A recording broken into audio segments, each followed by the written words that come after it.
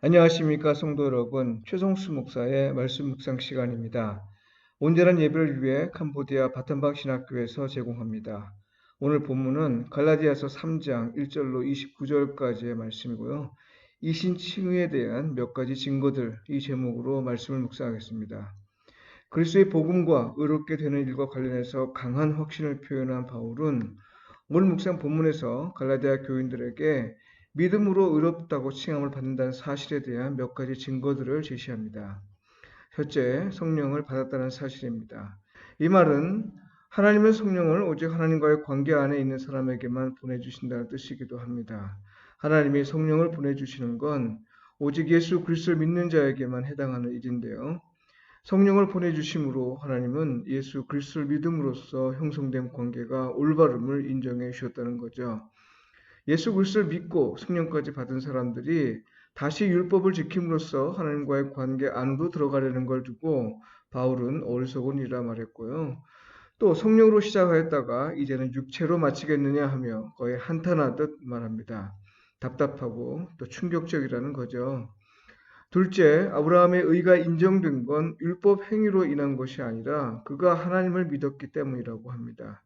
다시 말해서 바울은 아브라함이 복을 받고 그로 말미암아 이방인이 복을 받게 되었다는 사실을 환기하면서요.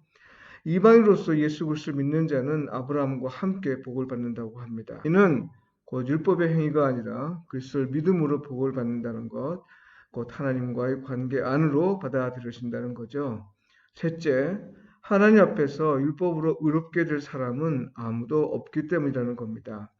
왜냐하면 율법 행위에 속한 자들은 누구든지 저주 아래 있기 때문이라는 건데요. 이에 비해 그리스도는 우리를 위해 저주를 받아 우리 죄를 용서해 주셨습니다. 그를 믿음으로써 우리가 받아야 할 저주는 사라지고 오히려 그리스도 예수 안에서 아브라함의 복과 성령을 받게 된 겁니다. 넷째, 믿음으로 의를 얻는 건 하나님의 약속에 따른 것이라는 겁니다. 약속 우선의 원칙이라 말할 수 있는 건데요. 무슨 말인가 하면요. 모세를 통해 율법이 주어지기 전에 이미 아브라함을 통해 그리스도를 보내주실 걸 약속하셨다는 거죠. 네, 은혜가 먼저라는 건데요. 바울은 이걸 앞서 언급한 아브라함의 복과 연관해서 말하고 있습니다. 아브라함을 통해 모든 민족과 족속에게 전해질 복, 곧 구원의 은혜가 한참 뒤에 주어진 율법으로 인해 폐기되지 않는다는 겁니다. 다섯째, 율법은 그리스도와 그의 복음으로 인도하는 초등교사의 역할을 할 뿐이라는 겁니다. 여기서 말하는 초등교사란 귀족의 자제들을 가르치는 가정교사를 말합니다.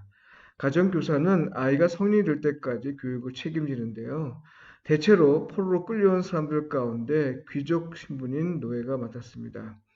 이 시기는 귀족의 자제라도 노예인 선생님의 가르침을 받아야 합니다. 성인이 된 후에는 노예는 자기가 가르친 사람의 지시를 받아야 하는 거죠. 마찬가지로 율법은 그리스도에 대한 믿음이 오기까지 하나님과의 관계를 책임지지만 그리스도에 대한 믿음이 온 후로는 하나님과의 관계를 더는 규정하지 못합니다. 그러니까요, 율법은 모든 인간이 죄인임을 폭로하여 그리스도를 통해 계시한 하나님의 은혜로 의롭다함을 얻게 하려는 것이다 이 말이죠.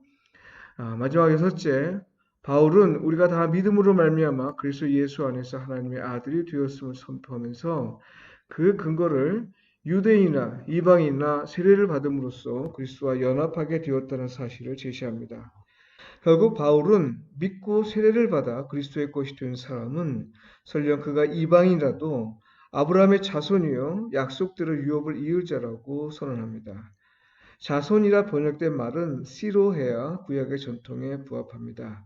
이방인이 그리스도를 믿음으로써 아브라함의 씨가 되고 유업을 이을 자가 된다는 건 이방인을 위한 복음의 핵심입니다.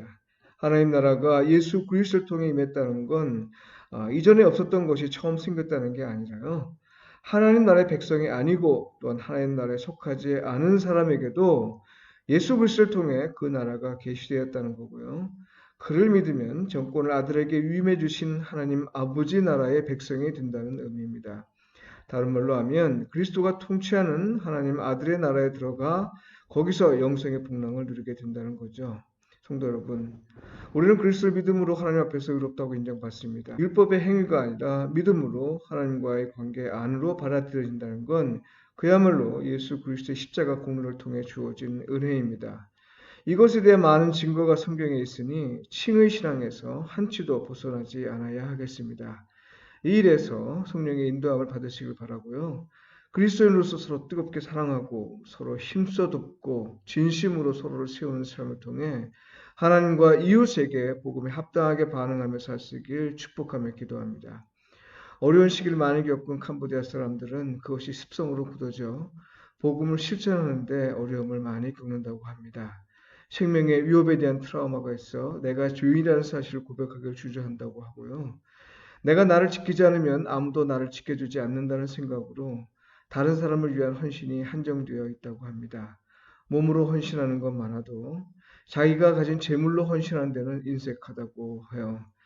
그런데 불교에 대한 태도는 다르다고 합니다. 복을 빌기 위해 많은 재물로 공양한다는 거죠. 이 모든 어려움을 극복하며 복음과 복음적 삶을 전하려 애쓰는 캄보디아 선교사들에게 하나님의 지혜가 주어지도록 기도해 주십시오. 기도드리겠습니다. 주님, 우리는 믿음으로 얻은 의로 하나님의 자녀가 되고 하나님의 유업을 받는 자가 되었습니다.